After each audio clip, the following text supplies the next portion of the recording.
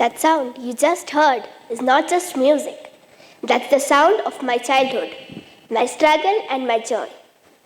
Now just imagine this, a little 7 years old girl, smaller than the sitar itself, trying to hold it. That girl was me. Twinkle, twinkle, little star, how I wonder what you are. This is how the musical journey of every child usually begins. But my journey was a bit different. I started my musical journey when I was still in my mother's womb. She's a dentist and had no connection with music. But in those 9 months of pregnancy, she played the sitar under the guidance of my grandmother. And I don't think after that she ever touched the sitar again. When I was small, my grandmother used to make me sleep beside her sitar while taking the class. And my father used to make me sit on his lap while playing the tabla. I also used to play with the toy sitar. This is how my attraction towards sitar began. It is said that sitar is a very difficult instrument for young kids. It should be learned after 12 or 13. That's because it's big, a bit heavy, and requires particular hand and leg positions to play. When I was 7 years, one day my grandmother was doing her riyaz and I was playing beside her with my dolls. Something suddenly struck my father. He asked my grandmother to hand over the sitar to me and started explaining me the Saptaswaras. Initially I was confused and I thought Baba was just doing this for fun. And I never knew that this instrument was going to be my lifetime best friend. The sitar was bigger than me. In the beginning, my fingers hurt a lot and sometimes it would even cut. As a child, sitting in one position was the hardest task. My height was small, so I could not hold the sitar properly. So I started sitting on 3 pillows initially to increase my height. Slowly it became 2 pillows and then 1 pillow. And now I can sit without any pillow. As I grew up, I had to break my old patterns of doing riyaz and get used to new hand and leg positions every time. Even now, my hands do not fully fit the sitar and I cannot fully support it with my legs. I am still trying to cope up with the changing patterns and improve myself on a day-to-day basis. As we all know, a guru is the guiding light of our journey. I am blessed to start my sitar journey with my grandmother, Srimati Arundhati Sukhatankar from the Kirana Gharana. She made my basics very clear and strong, with her loving and patient guidance. Along with my grandmother, from past 2.5 years, I am learning sitar from my Guruji, Ustad Shakir Khan ji, from the legendary Hitawa Gharana. He carries the legacy of the sitar from past 7 generations. I am very grateful to him for accepting me as his disciple and giving me his utmost attention for my improvement.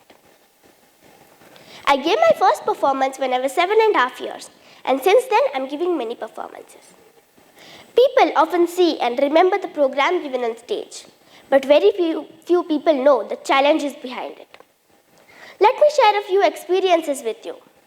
Like when I give a program in Mumbai or any faraway outstation places, generally we have to travel the whole night. The next day is the performance.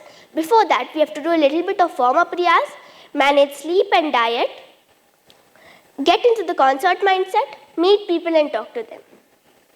A concert is not just about playing the sitar. It is also about connecting with the audience. This year I was blessed to perform in Mantralayam. It was in April, the peak of summer. We all know how hot it gets in South India. In that 42-degree temperature, staying fresh, smiling and giving a good performance is a new quality I learned. In March, I had to give a program in Sri Lanka. Many people congratulated me for this international opportunity.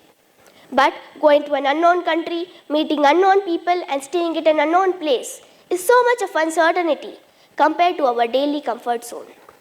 But breaking the fear patterns and stepping out of our comfort zone is the next step towards success. As we all talk about performances on stage, what is often not seen by people? That is the daily practice or riyaz. As we all know, practice makes man perfect. But in music, however much we practice is never enough.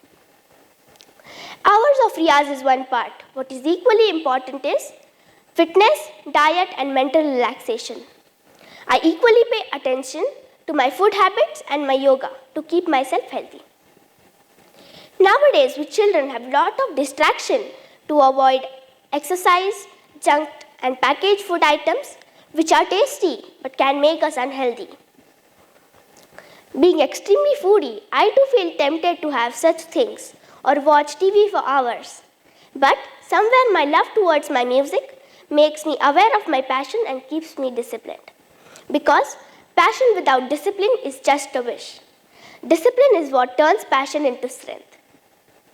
To conclude, I want to say, boundaries are not always real. Sometimes they are just some ideas in some people's minds. But if you have interest, courage and proper guidance, you can break those boundaries. In my case, I was told, sitar is not meant for young kids.